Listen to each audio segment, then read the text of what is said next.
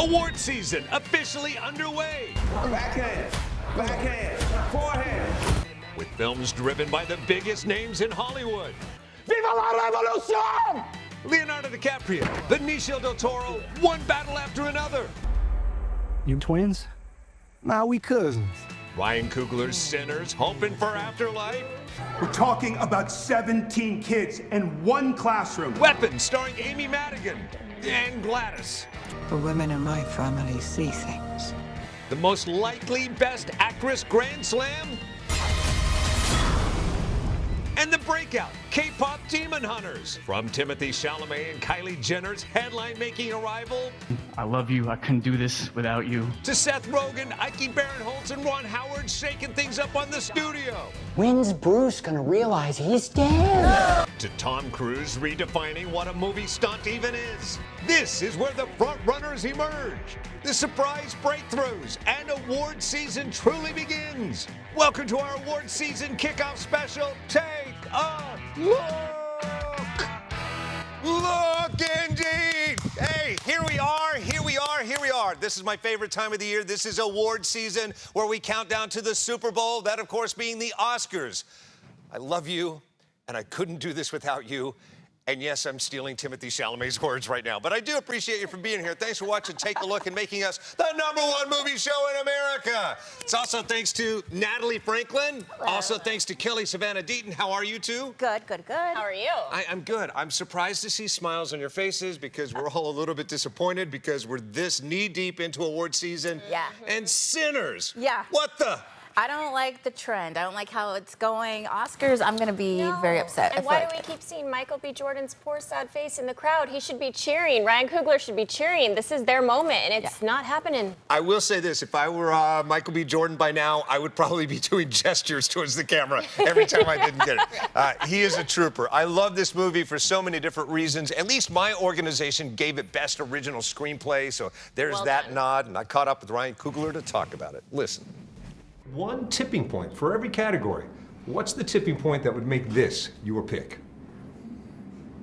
I mean, I'll stay out of it for the movie, but like Michael be my pick for his performance, just because you know, so often what he does so well that it looks easy, like it came naturally to him.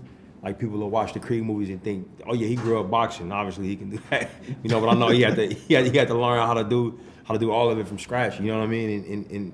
And even with Fruitvale, looking like he's a guy from the Bay Area where he grew up 3,000 miles away. You know, I had to take him to, I don't know if you knew where Hayward was. Nah, yeah, before you showed me. So you know, just like the amount of research and dedication he puts in.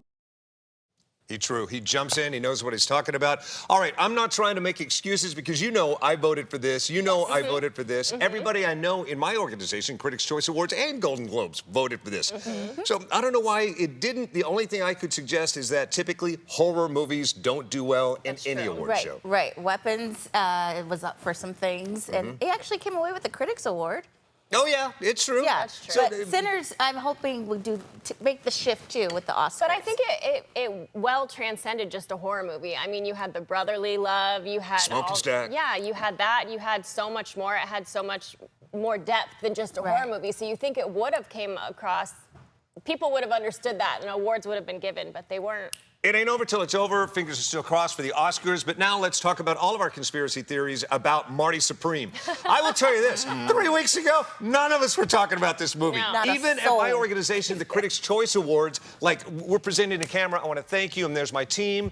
Their table was on the other side of the room because I don't think we were going to see anything winning from them. Doesn't make sense. It came out, and we were just saying we know for a fact a lot of people have not seen this movie. I don't even know if Kylie Jenner's seen it. Look, maybe that's why they were an hour and a half late to our event. They were very canoodly, showed up an hour and a half late. They were seated way off to the side because we didn't even know about Marty Supreme. He did give a lovely, loving speech, though. Listen. And lastly, I'll just say thank you to my partner of 3 years. Thank you for our foundation. I love you. I couldn't do this without you. Thank you from the bottom of my heart. Thank you so much. Appreciate it. Thank you so much. Thank you so much. Now, your conspiracies go deeper. You think the whole Kardashian tribe is around this? Yes, because Kylie Jenner is his girlfriend, his partner, his loving partner of 3 years. Kris Jenner, the devil works hard, Kris Jenner works harder. Right. Right? So you think for sure their names are on that movie as executive producers, right? Do we think Kylie said I love you or olive juice? I think she was saying olive juice. She may have said olive juice. Yeah. All right. I think so. Yeah. So also a movie that no one really was talking about so much, Hamnet comes out of nowhere. True. Now, I will go down and say that you are going to see one thing continue throughout this. If it doesn't upset and win Best Picture, I don't know, but I guarantee you she is going to win Best Actress again. She has taken it with the Golden Globes. She has taken it with the Critics' Choice. And if you see this performance, it's painful in so many ways because it's so real. I think this movie could have a very high chance of taking it all, to be honest, for Best Picture. Unless someone from Marty Supreme. Yeah, that would be the upset. Now, if there's any movie I was rooting for as much as Sinners, not quite as much, it's one battle after another. Coming up next, I do think it's going to continue its trend. I am going to make a long prediction and say I think it's probably going to be the one to beat for Best Picture. So that's coming up. Also a movie that I said would be nominated for many awards. Indeed, it was. Not the big ones, but still nominated. Frankenstein. We'll talk about both with the creators and the actors next. Hey, welcome back to our very special award season episode of Take a Look, celebrating what has hit and what has missed so far. Countdown to the Super Bowl, that, of course, being the Oscars. Natalie Franklin, Kelly Savannah Deaton. Hi. We've gotten over our disappointment that Sinners has not done as well as expected thus far. It could still upset. And the movie it would be upsetting, I think, is one battle after another. Why did we love this movie? Both of you. It's really hard to hate a Leonardo DiCaprio movie. True. He does not make a bad movie. High-packed action.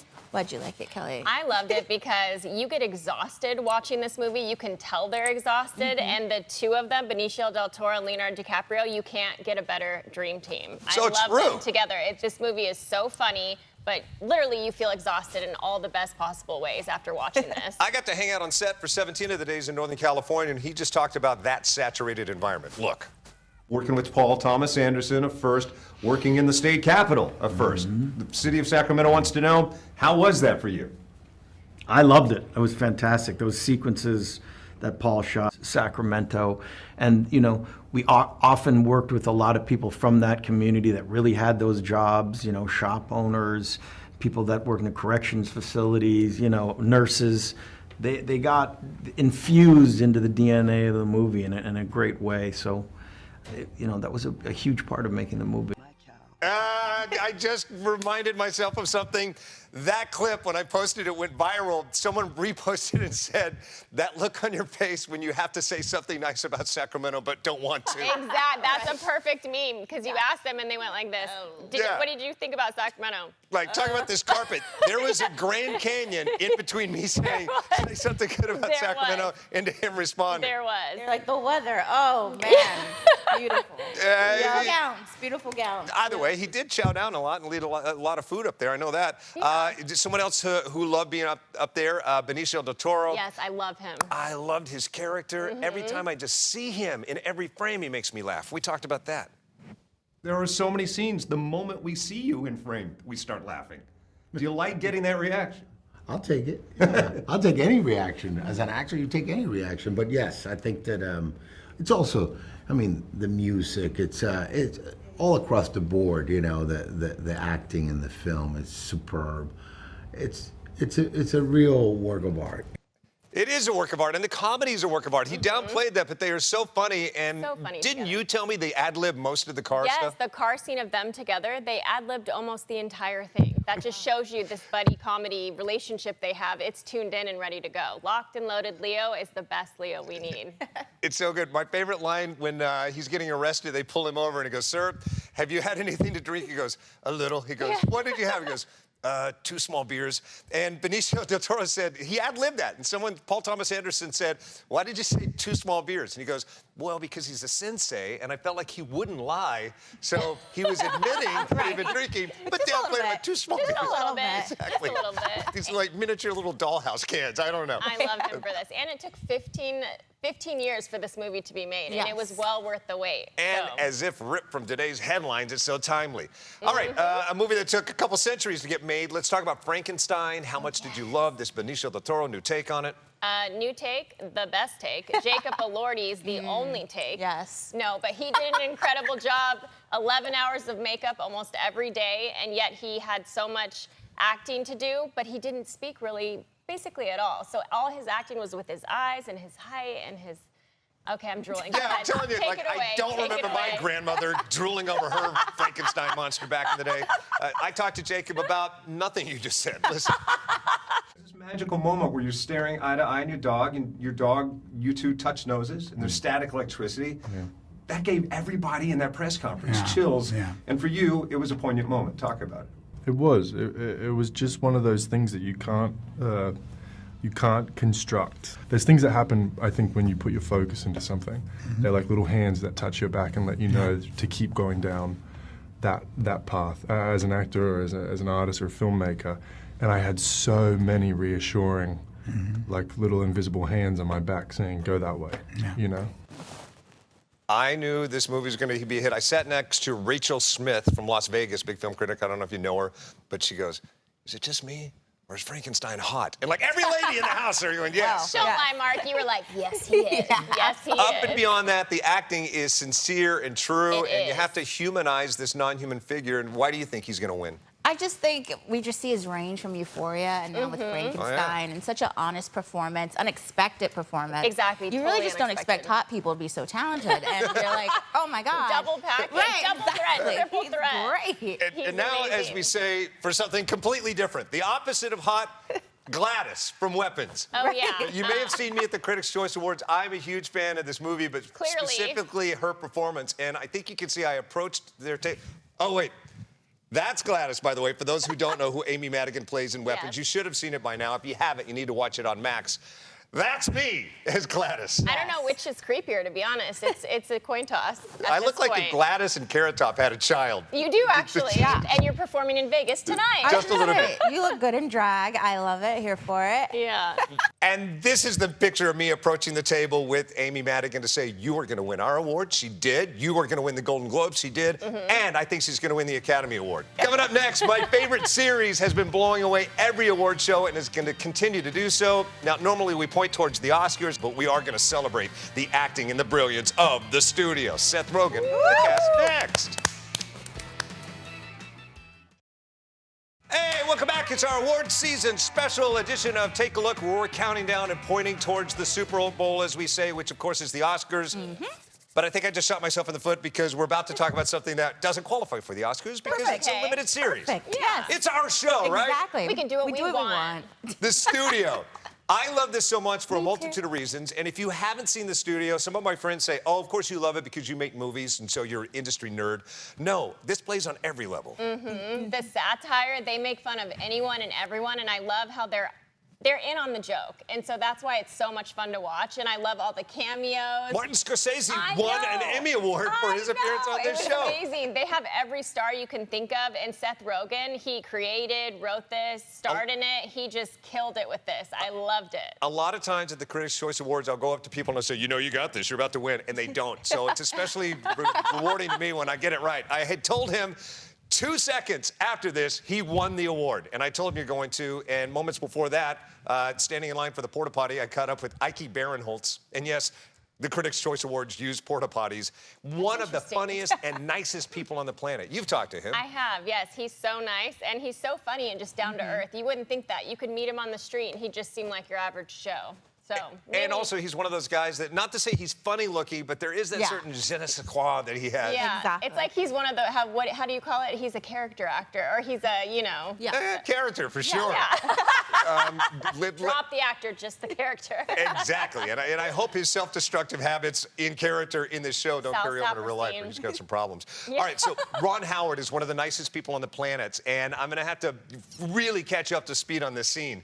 In this scene, they're about to give him some notes, and he gets mad that they're about to give him notes. Seth Rogen's character tried to give him notes for a movie called The Beautiful Mind, where I'm about to plot spoil, where it turns out that the main character, Russell Crowe, is delusional, schizophrenic, and has imaginary characters. You're plot spoiling a movie that's 24 years old. Well, yeah, so I'll plot spoil Sixth Sense too. So Ron Howard gets mad and he gets up and he's like humiliating Seth Rogen in front of his staff, and it went down like this.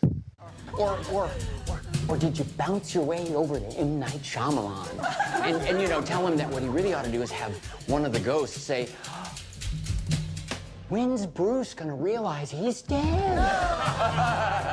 Oh, I got one. You watch a Fight Club and you say, wouldn't it be fun if everybody knew that Tyler Durden was imaginary from the start? What's wrong with you? I'm sorry, dude. This is good. I mean, what the were you thinking? It's a classic, right? You want a note, Ron? I'll give you a note. You made a great film that you are ruining with this self-indulgent motel bull. You! My cousin died.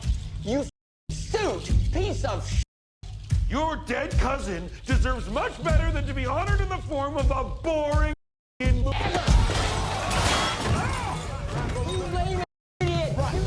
You ball crack!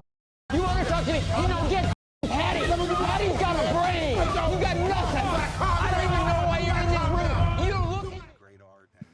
That was so awesome. Such One of a my good favorite scene. scenes in the movie. I love how Anthony Mackie's like, I'll give the notes, and then... Oh, that's right. The moment right before that, outside, he goes, Doug, can you do me a favor? Can you give the note? Anthony Mackie goes, don't worry, I'm going to give the note. And then just sat back and let him take it it. just got annihilated. Poor Ron Howard. Typical workplace. Yeah. Yep. Typical. Hey, they just announced season 2 I know, of the I'm studio. so excited. Now being shot. See, this is the good, positive news we want to hear. It is. It is. what It's a we little need to hear. traumatizing if you work in television and you have to be in writer's room, but you know, it's nice to laugh at your trauma. Yeah, and Seth Rogen, he took a lot of stuff from real meetings that he himself has had and injected that into this show, so it's authentic. And like I said, they're in on the joke, which makes it so much fun to watch. Exactly. And even if you hate the industry, which half of my family goes, yeah, I hate Hollywood, you're going to love this movie because it's Hollywood flipped upside down making fun of itself. Exactly. True. All right, coming up next, speaking of flipping upside down, Tom Cruise doing his own stunts. He didn't win the stunt award, but in a way, he did. We'll talk about a big shakeup in Hollywood and stunts and Mission Impossibles and K-pop Demon Hunters next. Hey, welcome back to Take a Look. We're in the final throes of this show where we talk about everything leading up to the awards season. And right now, something that's near and dear to my heart. One of my dearest friends, Gary Davis, is a second unit director, stunt coordinator. You've met him before. Yes, he's amazing. You've seen him work. If you like Terminator 2, he's the guy that coordinated the Schwarzenegger jump into All that. the cool scenes are Gary. Everything. But in fact, James Cameron has said more of his work was seen than even James Cameron's work in that movie. So for that reason, I love stunts. And my organization, the Critics' Choice Awards, announced for the very first time we were giving away an award for stunts. Nice. And lo and behold, Mission Impossible, Dead Reckoning won it. Nice. Now, why do you think this is deserved? It's a dangerous job. Like, they're really putting their lives on the line for cinema. Yeah, and not only that, but they have to go up against Tom Cruise and say, Tom, we have to do this stunt, let us do this stunt. And Tom refuses to let anyone, really, for the most part, unless they absolutely adamantly deny him. Now, here's what I loved about it. Tom didn't win the award. Wade Eastwood, who has coordinated all of his stunts since the beginning, especially the vehicular and jumping and cabling. He's the one that won the award for it, for essentially saving Tom's life through all this nuttiness. No small feat. Exactly. I've caught up with Tom and have done stunts with Tom. We talked. And you've done it again, having chased you around in Sevilla, Spain that one time on a motorcycle. That was a lot of fun. It was a hell of a lot of fun. But I happen to notice you did that all day long, and you were having as much fun at the end. So when everybody's making a big deal of you doing your own stunts in the movies like this, I think you dream of something you want to do, and you write it into a movie. That's exactly it. I train, whether it's dancing or singing, or we're constantly, building on different skill sets and then putting it in films.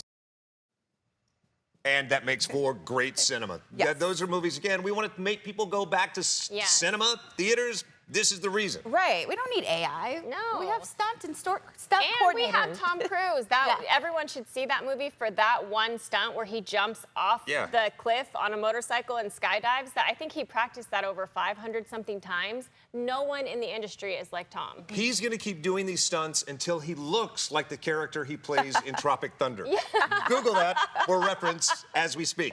All right, moving along. We talked about disappointment centers. I'm disappointed that Zootopia 2 didn't win Best Animated Feature either at the Critics' Choice and the Golden Globes. Are you surprised? I am. They were doing One Direction numbers at the box office. Yeah, it doesn't make sense. That movie was such a splash with adults and kids, and it's I think one of the smartest animated movies, and it got nothing. Well, if you go back to the box office, if anything did upset it and come out of nowhere, it would be K-pop Demon Hunters. Oh, true. Yeah. True. And that's warranted. The fan base for anything K-pop is just insane. Bananas. I'm shocked that we're not seeing live-action K-pop Demon Hunters already. It's coming next. It's coming next. Lifetime, I'm sure, picked it up already. They're quick with that. It has to. If you're one of the 2% of the world who hasn't seen this movie, let's break off a sample. Listen. You think we're just gonna let you steal our fans? You're gonna have to fight us for them.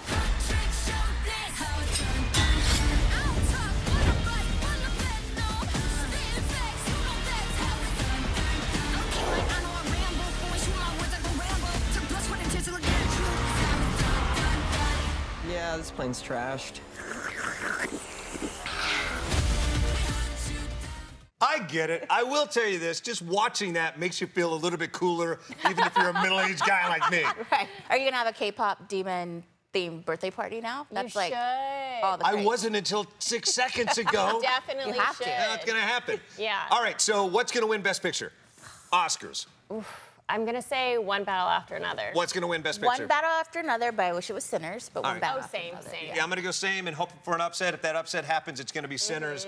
All right, I will begin to wrap the show now. I'll say what Timothée Chalamet started with. I love you too. I couldn't do this without you. I appreciate you. Olive juice. Olive juice to you. Kylie. Olive juice to you too. Where do we find you online? Kelly Serenity. And Natalie the Hero. At TV Marcus Allen. Hey, if you're watching on YouTube, be sure and like and subscribe and keep watching. If you're watching on AFN around the world in 177 different countries and territories worldwide, we salute you and we thank you. And appreciate you. Olive juice. Peace. That was so funny.